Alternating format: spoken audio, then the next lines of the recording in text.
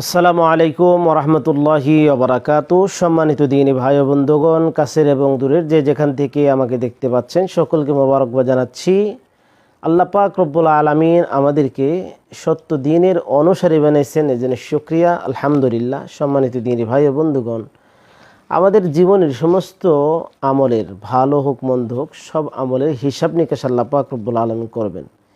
এই পৃথিবীতে শিরিক মুক্ত ঈমান, বিদআত মুক্ত আমল, সুন্নতওয়ালা জিন্দিগি হলো মানুষের প্রত্যেকটা মুমিনের কাম্য। প্রিয় দিনী ভাই বন্ধুগণ, কিন্তু সমাজের এমন রুসুম রেওয়াজ আমাদের অনেক সময় বিভ্রান্ত করে ফেলে।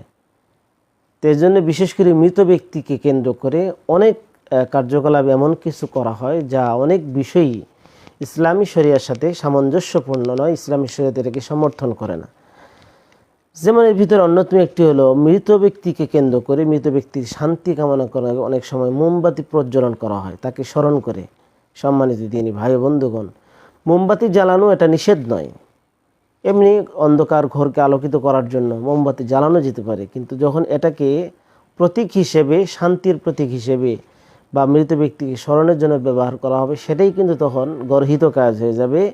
সম্মানিত দিনী ভাই বন্ধুগণ, মোমবাতি প্রজ্বলন এটা ঘরের অন্ধকারকে দূরীভূত করার জন্য এটা জায়েজ বা করা যেতে পারে। আজকাল ডিজিটাল যুগে অনেক সময় অন্ধকারের ভিতরে কারেন্ট না থাকলে বা বিভিন্ন কারণে মোমবাতি জ্বালানো যায়, কিন্তু মোমবাতি জ্বালিয়ে মৃত ব্যক্তিকে স্মরণ করা, শান্তির প্রতীক মনে করা বা এটা জীবনের অন্ধকার দূরীভূত আলোকিত হবে এরকম মনে করা, এটা আদৌ এটা ইসলামী সমর্থন করে না।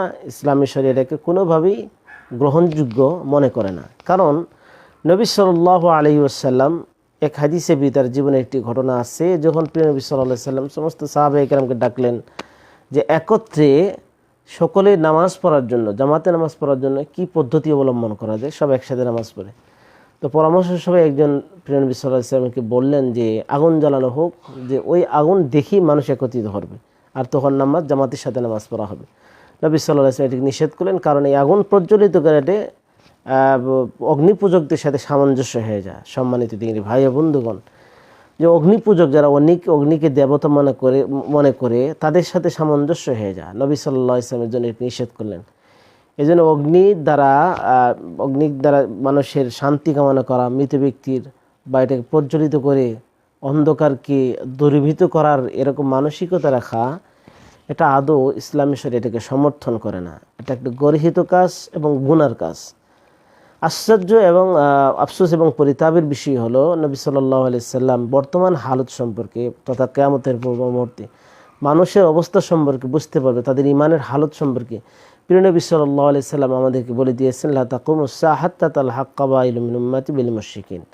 কিয়ামত যতক্ষণ পর্যন্ত আমার কিছু উম্মতের যারা মুশরিকদের সাথে সামঞ্জস্য তাদের অবস্থা হবে, ও হাত্তা তা'বুদুল আসনাম, এমনকি তারা মূর্তিও পূজা শুরু করবে। সম্মানিত দিনী ভাই বোন, আমাদের কার্যকলাপ এমন হয়ে গেছে আমরা নিজেরা বাছবিচার করতে পারি না যে মোমবাতি প্রজ্বলন শান্তির প্রতীক মনে করা এটা ইসলামী শরিয়ত যেহেতু সমর্থন করে না, সুতরাং অবশ্যই এই গর্হিত কাজ থেকে আমাদেরকে বিরত থাকা। মৃত ব্যক্তির জন্য দোয়া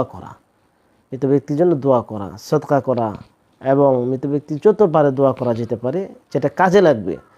কিন্তু এই মোমবাতি প্রজ্বলন করে এটা শান্তির প্রতীক মনে করা, এটাও যে যেরকমভাবে ইমানে আকীদা নষ্ট হয়ে যায়, সেই সাথে এখানে ভিতরে অনর্থক যেহেতু অপচয় হয়ে যায়, সেই হিসাবে অবশ্যই এর থেকে পরহেজ করা উচিত।